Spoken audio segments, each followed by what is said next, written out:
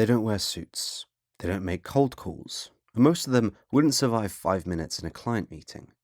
But they're some of the highest paid people on Wall Street. We're talking about quants, short for quantitative analysts.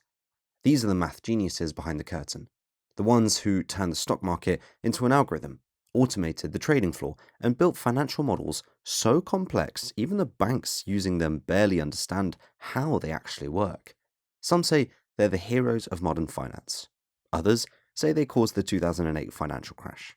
Either way, they're running the show. So, what is actually a quant? A quant, short for quantitative analyst, is someone who uses math, statistics, and computer programming to solve problems in finance. And not just problems like how to make a budget, we're talking about how to make a model the price of a derivative in 0.003 seconds, or how to write an algorithm that buys low and sells high before anyone else even knows what's happening. These are people who use data and code to predict markets, price financial instruments, optimize portfolios, and automate trading, often faster than humans can react. Think of them as the engineers of Wall Street, where a normal trader might watch charts, read news, and make gut calls. A quant builds the models that does it all for them. In other words, they don't guess, they calculate. There are different kinds: front office quants, working directly with traders to execute strategies; risk quants, measuring how much money a firm could lose if something explodes; research quants, designing new models, stress testing them, refining algorithms. It's a whole subculture, one where the currency isn't charisma, but code. You won't find them giving a TED talk or pitching on a Shark Tank. You'll find them deep inside firms like Citadel, Jane Street, Renaissance Technology, Goldman Sachs, D.E. Shaw, Two Sigma. These aren't just investment banks, they're math labs with money. So, what do quants actually do all day? Here's a typical day. Fire up a Bloomberg terminal and 12 dashboards, code trading strategies in Python or C++, test models against decades of market data, try not to break the firm's entire risk engine before lunch. It's part data science, part software engineer, and part black magic. A front office quant might be building high-frequency strategies to shave milliseconds off trade execution. A research quant might be feeding neural networks with 10 terabytes of pricing data. And a risk quant, they're probably figuring out how to make sure the firm doesn't accidentally lose $500 million when the bond market sneezes. Most of them don't wear ties. Some don't even come to the office. But make no mistake, these are the people keeping the lights on behind the scenes of global finance. Quants don't predict the future. They build models to pretend to, and then hope the market agrees. Still here? Then hit that like button and subscribe. Part 2 is where it gets juicy. We're talking money, power, and how some of these quants accidentally tanked the market. You don't want to miss it. Quants, especially the ones working at top hedge funds and trading firms, make a lot of money. Here's a rough breakdown. Entry-level quant at a good firm, 150k base, 50k to 100k bonus. Mid-level quant, 3 to 5 years in, 250k to 400k, depending on performance. Top-tier quants at Citadel or Jane Street, $500,000 to over $1 million. And that's just yearly comp. And in some firms, if your model makes the company money, you get a cut. Imagine writing a few lines of code that generate $10 million in trade, and then getting a percentage of that.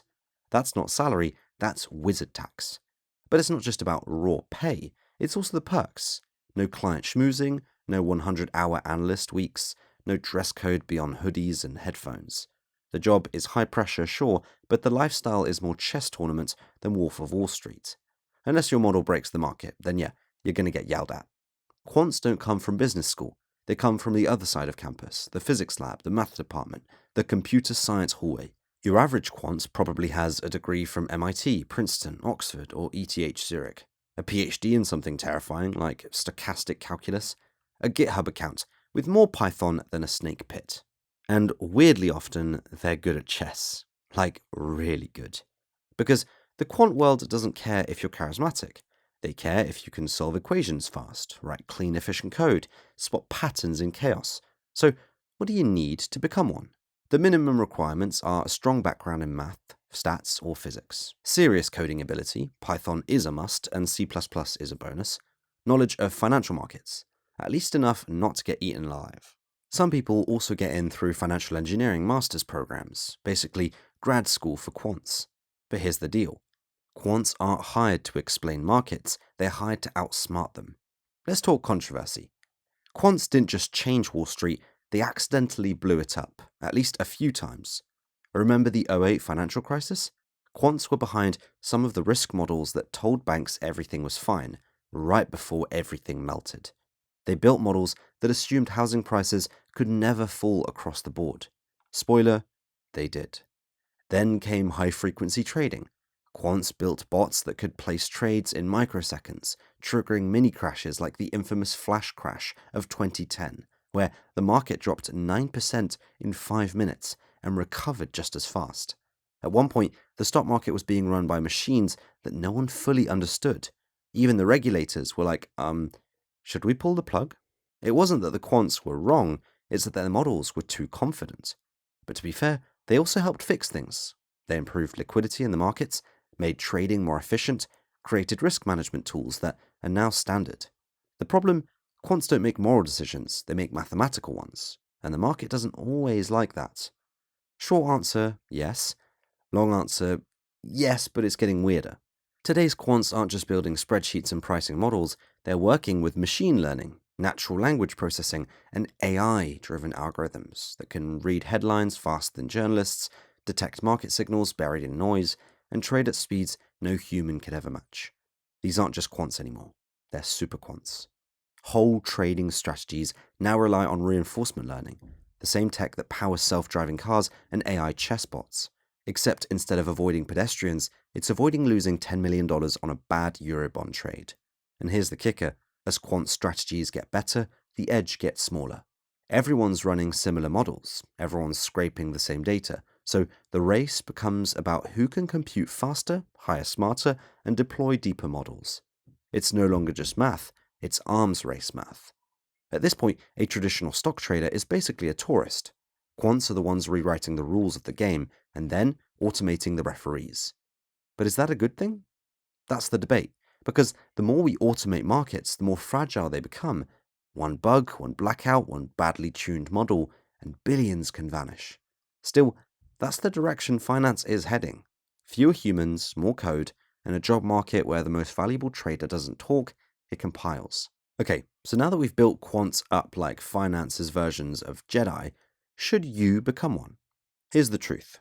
You should absolutely consider it if you generally love maths, logic, puzzles, you're fluent in at least one programming language, you find beauty in clean code, efficient models, and datasets the size of cities, you're okay with working behind the scenes. No spotlight, just results. You should probably skip it if you hate coding. You need a lot of social interaction to survive the workday. You think risk is a board game, not a variable, and you're just chasing the salary because burnout is real and the work is hard. And one more thing, quant jobs are competitive, like MIT valedictorian with a published paper in theoretical physics competitive. But if you've got the brain for it, the finance world has a seat with your name on it, somewhere behind 3 monitors and 10,000 lines of code. It's not a scam, it's not a shortcut, it's a career path where math is the language, code is the tool, and money is just the scoreboard. If this video made you want to pick up a math textbook or delete your Robinhood app, either way, we've done our job. Smash like, subscribe, and maybe forward this to that one friend who still thinks crypto arbitrage is a personality. More breakdowns, money myths, and finance deep dives are coming.